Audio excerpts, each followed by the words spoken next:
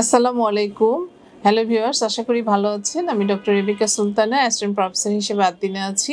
আজকে ছোট্ট একটি বিষয় আপনাদের সামনে ক্লিয়ার করতে আসছি। অনেক মায়েরাই খুব টেনশন করেন যে বাচ্চা নড়াচড়া কম হচ্ছে এবং দেখা যাচ্ছে খুব তাড়াহুড়া করে ছুটে চলে আসেন, অনেক দূর থেকে চলে আসেন। যেটা অনেক সময় অনেকের টেনশনের একটা কারণ হয়ে দাঁড়ায়। তো বাচ্চার নড়াচড়াটা কখন আপনি খেয়াল করবেন? অনেকে বলে ৫ মাসে ১৬ সপ্তাহে এসে বলে যে আমার বাচ্চা নড়াচড়া করে কম। আসলে ওই সময়টা বেশি নড়াচড়া পাবে না। নড়াচড়া সাধারণত আমরা ২৮ সপ্তাহের পর থেকেই খেয়াল করি এবং কিভাবে দেখবেন? সকাল, দুপুর, রাত ৩ বেলায় খাওয়ার ১ ঘন্টা পরে ১ ঘন্টা দেখবেন এবং সাপোজ সকালে ৩ বার, দুপুরে ৩ বার, রাত্রে ৪ বার ৫ বার নড়লো। টোটালি যদি ১০ থেকে ১২ বার হয় তাহলেই এটা নিয়ে আপনার বেশি টেনশন করার দরকার নেই এবং পরপর ২ দিন যদি দেখেন যে ১০ এর কম হচ্ছে তাহলে অবশ্যই আপনি আপনার ডক্টরের সাথে যোগাযোগ করবেন। সেক্ষেত্রে আল্ট্রা করে অথবা অন্য পরীক্ষা-নিরীক্ষা করে দেখতে হবে যে বাচ্চার সত্যিই কোনো কষ্ট হচ্ছে কিনা বা কোনো সমস্যা আছে কিনা। দ্বিতীয়ত হচ্ছে যদি একটু নড়াচড়া কম মনে হয় তাহলে আপনি যেটা করবেন বাসায় একটু রেস্ট নেন, খাওয়া-দাওয়া করেন, স্যালাইন খান, শরবত খান, ডাবের পানি খান অথবা স্যুপ খান।